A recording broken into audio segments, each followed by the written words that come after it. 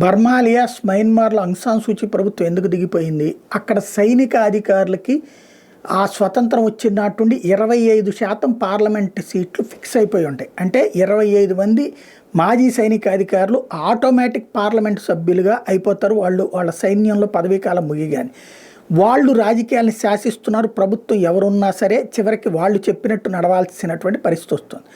2/3 మెజార్టీతో కాన్స్టిట్యూషనల్ సవరణ చేశారు. దాని ప్రకారం ఈ సైనికాధికారులకు ఉన్నటువంటి పార్లమెంటు సభ్యత్వపు అధికారాన్ని తీసేశారు. దాని మీద తిరగబడ్డటువంటి ఒరిజినల్ సైనికులు, ఈ మాజీ సైనికులు కలిసి ఆంగ్ సాన్ సూచీని జైల్లో పెట్టి అక్కడ ఒక నియంత పాలన నడుపుతున్నారు. అదే తరహాలో జరుగుతున్నటువంటి వ్యవహారం ఇప్పుడు ఇతర దేశాలలో కూడా చోటు చేసుకునేది బంగ్లాదేశ్లో అక్కడ ఉన్నటువంటి సైన్యంలో ఆనాడు బంగ్లాదేశ్ ఏర్పాటు సందర్భంలో ప్రాణాలు అర్పించినటువంటి కుటుంబాలకి రిజర్వేషన్ అన్నటువంటి కాన్సెప్ట్ని ఆవిడ తీసుకుని వస్తే హసీనా దానికి వ్యతిరేకంగా వాస్తవంగా సైనికులు అక్కడ ఉన్నటువంటి వాళ్ళలో పాకిస్తాన్ అనుకూలు ఎక్కువగా ఉంటాం, వాళ్ళందరూ కలిసి దెబ్బతీసే ప్రయత్నం చేశారు. హసీనాని భారతదేశం కాపాడింది. బట్ హసీనాని పక్కన పెడితే ఈ వ్యవహారాన్ని అంతా నడిపించినటువంటిది ఆ దేశంలో యూనస్ ప్రభుత్వాన్ని తీసుకొచ్చి పెట్టింది ఎవడంటే సోరోస్ డీప్ స్టేట్ టీమ్ అని ఇంతవరకు అనుకున్నాం, విన్నాం, ఎకోసిస్టమ్ నడిపిస్తున్నారు అని.